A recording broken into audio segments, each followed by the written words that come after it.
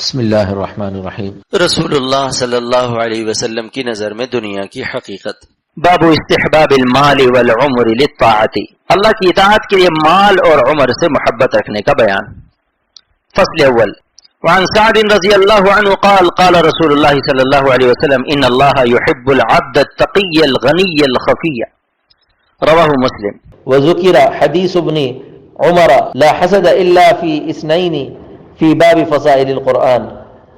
ترجمہ حضرت سعد رضی اللہ تعالیٰ عنہ سے روایت ہے کہ رسول اللہ صلی اللہ تعالیٰ علیہ وسلم نے فرمایا اللہ تعالیٰ متقی، غنی اور گوشہ نشین بندے کو پسند کرتا ہے۔ تشریح، متقی شخص کو کہتے ہیں جو ممنوع چیزوں سے بچے یا اپنا مال لہو لعب میں نہ خرچ کرے، اور بعضوں نے کہا کہ متقی وہ جو حرام اور شبہات سے بچے اور پرہیز رکھے نفس کی بری خواہشات سے اور مباحات سے، اور غنی سے مراد مالداری کے ساتھ تونگری ہے یا دل کا غنی ہونا، اور دونوں باتوں کا جمع ہونا منافی نہیں بلکہ ظاہری مالداری کے ساتھ دل بھی غنی ہو، اور حاصل یہ کہ مراد یہاں غنی شاکر ہے۔ بعضوں نے اس حدیث سے دلیل پکڑی کہ غنی شاکر افضل ہے فقیر صابر سے، لیکن تحقیق یہی ہے کہ فقیر صابر افضل ہے غنی شاکر سے۔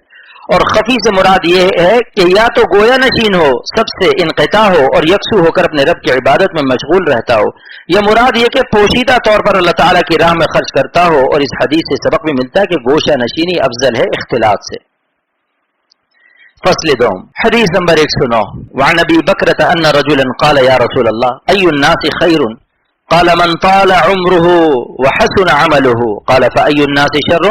قال من طال عمره وساء عمله، رواہ احمد والدارمی۔ ترجمہ حضرت ابو بکر رضی اللہ تعالیٰ عنہ سے روایت ہے کہ ایک شخص نے پوچھا یا رسول اللہ کون سا آدمی بہتر ہے؟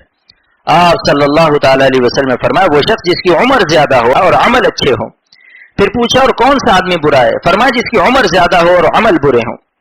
تشریح، اچھے عمل زیادہ ہونے سے زندگی اچھی اور برے عمل کے زیادہ ہونے سے زندگی بری ہو جاتی ہے، اور اگر بھلائی اور برائی برابر برابر ہو تو ایک لحاظ سے وہ خیر ہے اور ایک لحاظ سے شر ہے، اور یہ صورت نادر ہے۔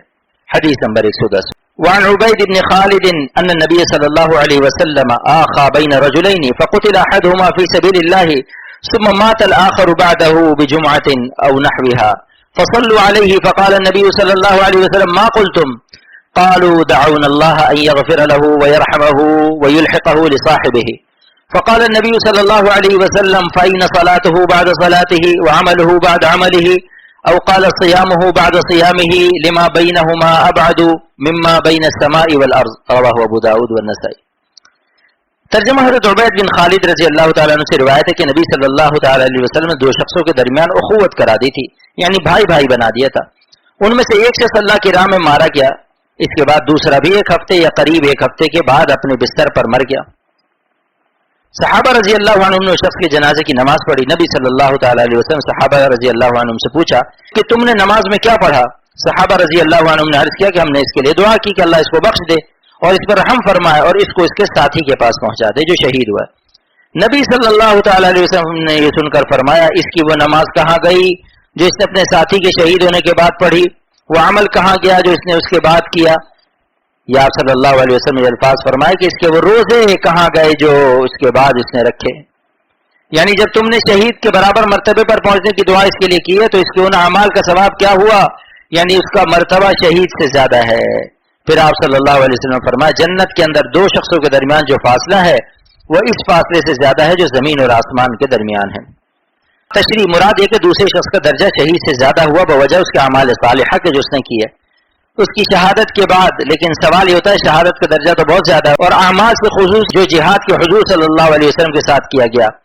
جواب یہ ہے کہ دوسرا شخص بھی مرابط تھا، یعنی جہاد کی سرحد پر نگہبانی کرتا تھا اور نیت شہادت کی رکھتا تھا، پس اپنی نیت کے مطابق جزا دیا گیا۔